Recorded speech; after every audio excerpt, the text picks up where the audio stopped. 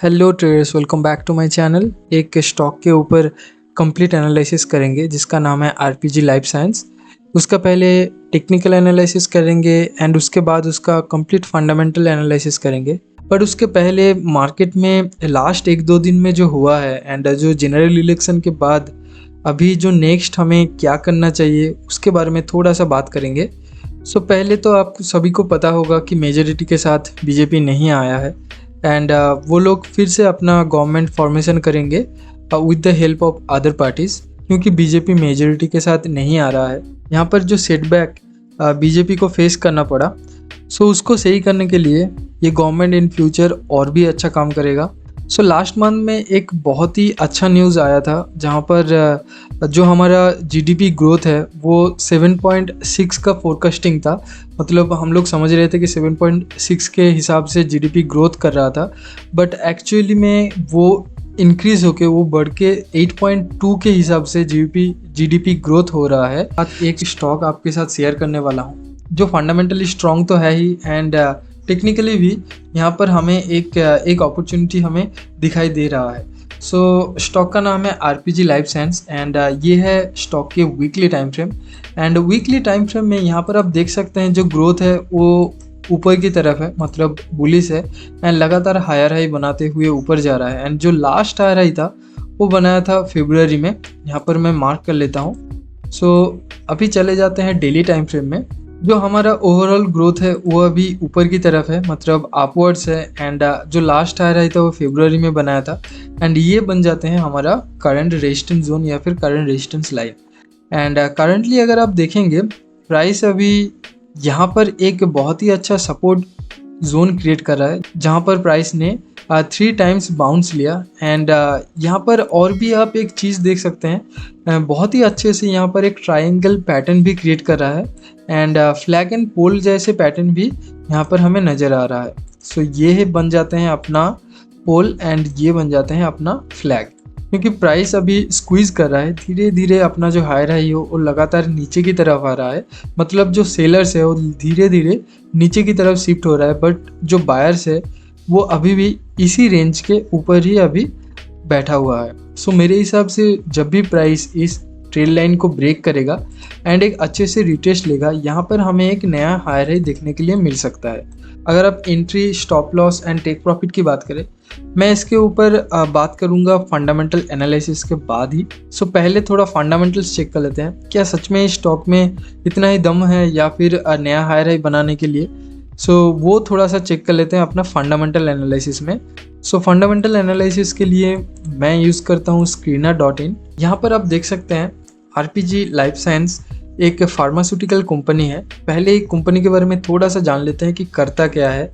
RPG life science एक manufacturing and marketing formulation, मतलब जितना भी दवाई बनते हैं फार्मास्यूटिकल इंडस्ट्री में उसका जो फॉर्मुलेशन है कि कौन सी दवाई कितना डोजेस के साथ बनाना चाहिए, कौन सी कंपाउंड यूज़ करना चाहिए, उसके ऊपर ये लोग रिसर्च करते हैं।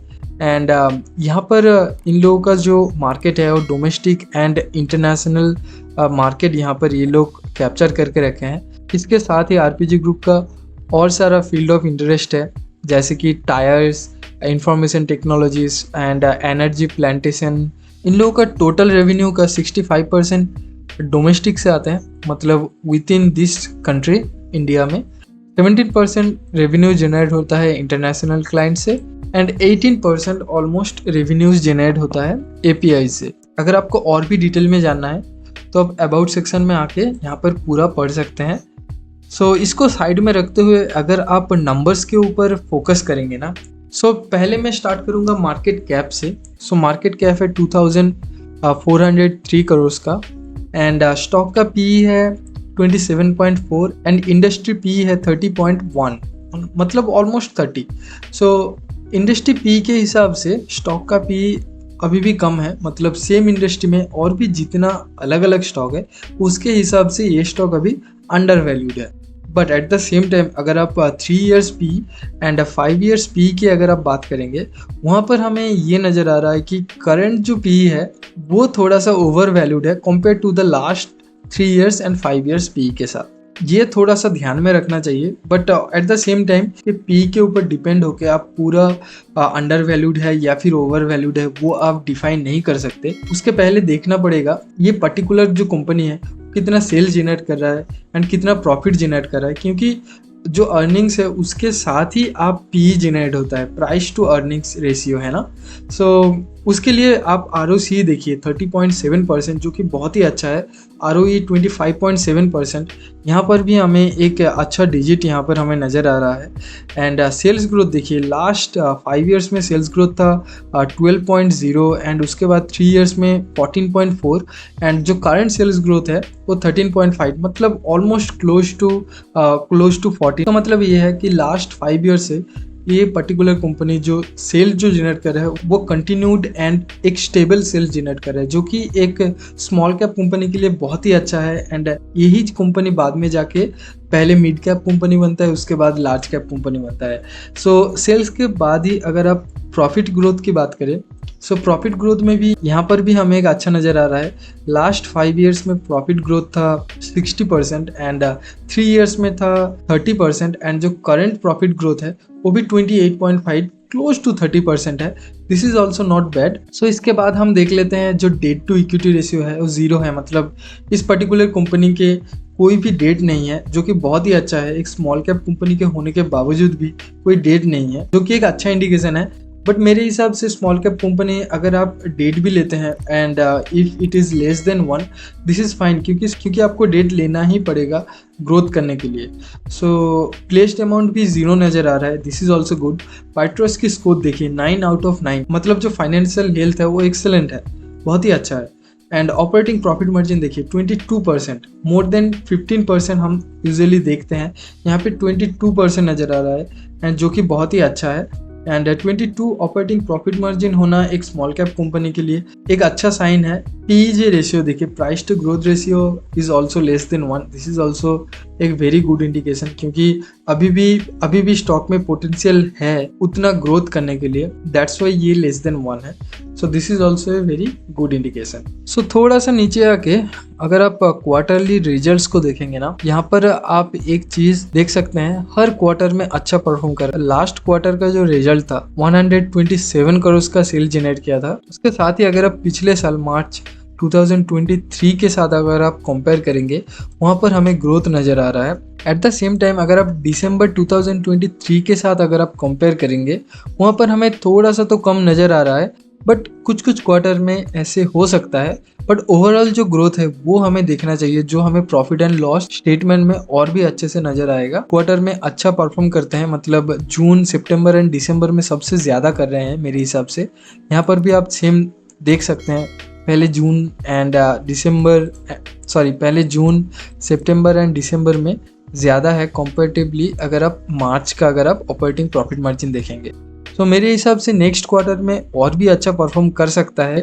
अगर आप प्रॉफिट एंड लॉस स्टेटमेंट में जाएंगे, यहाँ पर आप देख सकते हैं 2013 से ये हर साल लगातार हाईएस्ट एवर सेल जनरेट कर रहा है, eight the same time highest ever profit भी जनरेट कर रहा है। एंड ऑपरेटिंग प्रॉफिट मार्जिन की ग्रोथ देखिए, पहले 7% था एंड 10 साल में वो लोग ऑलमोस्ट 3x कर लिया है, मतलब 3 गुना बढ़ गया है, ऑलमोस्ट 22%। ये एक बहुत ही अच्छा इंडिकेशन है। EPS ग्रोथ में भी आपको फ़र्क नज़र आएगा, पहले 2 था 2013 में एंड 2021 में 24 था एंड अभी 53 है, मतलब ऑलमोस्ट डबल हो गया है, डबल से भी ज़्यादा है विद इन 3 ईयर्स, है ना। सो वही सेम चीज़ अगर आप कंबाइंड देख सकते हैं कि compounded sales growth, compounded profit growth, stock price के CAGR and ROE। Shareholding pattern में यहाँ पर देख सकते हैं जो प्रोमोटर्स होल्डिंग है वो स्टेबल प्रोमोटर्स होल्डिंग है, जो कि एक अच्छा इंडिकेशन है एक स्मॉल कैप कंपनी के लिए। एंड FII एंड DII का जो स्टेक है वो पहले क्वार्टर से मार्च में थोड़ा सा ज़्यादा बढ़ा है, यहाँ पर 56 था, अभी 0.90 हो गया है एंड DII इसका 1.77 था, अभी 2.16 हो गया है, मतलब यहाँ पर हमें एक पोटेंशियल नज़र आ रहा है। एंड और भी एक चीज़ मैंने यहाँ पर मेंशन करना भूल गया, अगर आप टेक्निकल एनालिसिस में आएंगे, 200 डे मूविंग एवरेज यहाँ पर अगर आप इम्प्लीमेंट करेंगे, यहाँ पर आप देख सकते हैं प्राइस अभी 200 डे मूविंग एवरेज के नज़दीक है एंड जब भी कोई भी प्राइस 200 डे मूविंग एवरेज के नज़दीक आते हैं, उसके बाद जब भी प्राइस उस रेजिस्टेंस जोन को या फिर वो 200 डे मूविंग एवरेज को जब भी ब्रेकआउट करने के बाद वहाँ पर हमें एक अच्छा खासा बुलिश मूवमेंट नज़र आते हैं, जो यहाँ पर आप पास्ट जो परफॉर्मेंस है यहाँ पर आप इस चीज़ को अच्छे तरीके से समझ सकते हैं। जब भी 200 डे मूविंग एवरेज के नज़दीक आते हैं एंड यहाँ पर थोड़ा सा प्राइस कंसोलिडेट करता है एंड उसके बाद अच्छा खासा मूवमेंट हमें नज़र आते हैं। सो अभी प्राइस 200 डे मूविंग एवरेज के नज़दीक है एंड करंट जो सपोर्ट जोन है उसके नज़दीक भी है।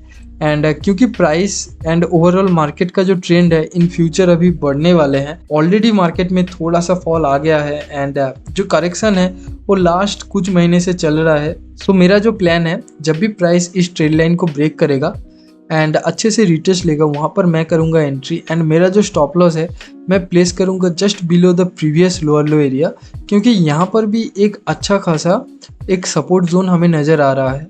सो मेरा जो स्टॉप लॉस है मैं उसके नीचे ही प्लेस करूँगा एंड उसके बाद मैं धीरे धीरे ट्रेल करता हुआ ऊपर लेके जाऊँगा एंड हमारा जो फर्स्ट टारगेट है वो होगा the last higher high area. यहाँ पर भी आप देखेंगे ऑलमोस्ट 13% का हमें गेन मिल सकता है। I know risk and reward ratio थोड़ा सा ज़्यादा है, पर eight the same time stock का जो फंडामेंटल्स है वो बहुत ज़्यादा स्ट्रॉन्ग है मेरे हिसाब से। यहाँ पर मैं स्टॉप लॉस एक्चुअली में प्लेस नहीं करूँगा, क्योंकि मेरा प्लान है स्टॉक को लॉन्ग टर्म के लिए होल्ड करके रखना। सो हम लोग बात कर रहे थे टारगेट का। सो हमारा पहला टारगेट यहाँ पर होगा एंड उसके बाद मेरा जो नेक्स्ट टारगेट है, मतलब लॉन्ग टर्म जो टारगेट है, वो मैं यहाँ पर प्लेस करूँगा। जितना लेंदी होगा ये पुल उतना ही होगा अपना नेक्स्ट टारगेट। वहाँ तक भी अगर आप देखेंगे ऑलमोस्ट 60% का गेन हमें नज़र आ रहा है टेक्निकल एनालिसिस के हिसाब से। वी नेवर नो ये कितना टाइम लगेगा ये इतना बड़ा जो टारगेट है इतना अचीव होने में, इसलिए मेरा जो स्टॉप लॉस है उसको मैं ट्रेल करता हुआ ऊपर लेके जाऊँगा। जब तक वो जो बुलिश ट्रेंड है उसको मैं पकड़ने का कोशिश करूँगा ये जो ब्रेकआउट है इसके बाद, और उसके बाद देखते हैं कि प्राइस कैसे परफॉर्म करता है एंड नेक्स्ट क्वार्टर का रिजल्ट कैसे आता है, क्योंकि नेक्स्ट जो 3 क्वार्टर्स है वो बहुत ज़्यादा इंपॉर्टेंट होने वाले हैं। क्योंकि सेम ही चीज़ अगर आप देखेंगे जो मैंने आपको पहले भी बोला है कि जून, सितंबर एंड दिसंबर में इस पर्टिकुलर कंपनी अच्छा रिजल्ट परफॉर्म करता है, अच्छा रिजल्ट पब्लिश करता है। सो नेक्स्ट 9 महीने बहुत ही इंपॉर्टेंट होने वाला है इस पर्टिकुलर स्टॉक के लिए। आई होप आपको समझ में आ रहा होगा। अब खुद जाके इसका टेक्निकल एनालिसिस करिए एंड फंडामेंटल एनालिसिस करिए, और उसके बाद ही आप डिसीजन ले सकते हैं कि कब आपको एंट्री करना है। मैं आपको बस मेरा जो आइडियाज़ है, मेरा जो थॉट्स है वो मैं आपके साथ बस शेयर कर रहा हूँ, ये कोई स्टॉक रिकमेंडेशन नहीं है। So that's it for today guys. I hope आपको ये वीडियो अच्छा लग रहा होगा। अगर आप हमारे चैनल में नए हैं, आप जाके मेरा पुराना वीडियोस चेकआउट कर सकते हैं, जहाँ पर मैं ऐसे ही बहुत सारे कंपनीज़ के ऊपर कंप्लीट एनालिसिस किया है, जैसे कि CMS इन्फो एंड मैचडॉग एंड यहाँ पर मैंने वंडरला हॉलीडेज़ के ऊपर भी वीडियो बनाया था। And Instagram and Telegram group में अगर आप नहीं ज्वाइन किए हैं आप जाके ज्वाइन कर सकते हैं, दोनों ही फ्री है, जहाँ पर मैं ऐसे ही स्विंग या फिर पोजिशनल ट्रेड आइडियाज आप लोगों के साथ शेयर करता हूँ। Thanks for watching till and I will see in the next video. Trading carries risks, and caution is advised before making any financial decisions.